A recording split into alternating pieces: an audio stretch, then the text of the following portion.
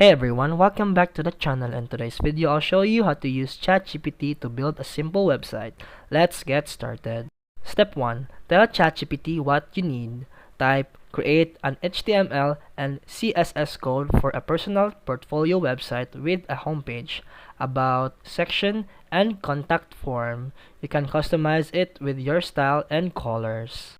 Then, copy the code. ChatGPT will generate the full HTML and CSS. Just copy the code, then paste it into any free editor like replit.com or codepen.io, or your own computer using Notepad or VS Code.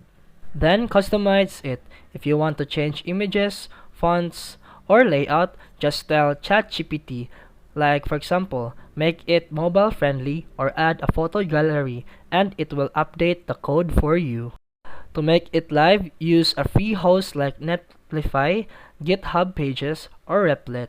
Upload your files and boom, your website is online. And that's it for today's video. If you found this helpful, please like and subscribe for more videos. See you in the next one.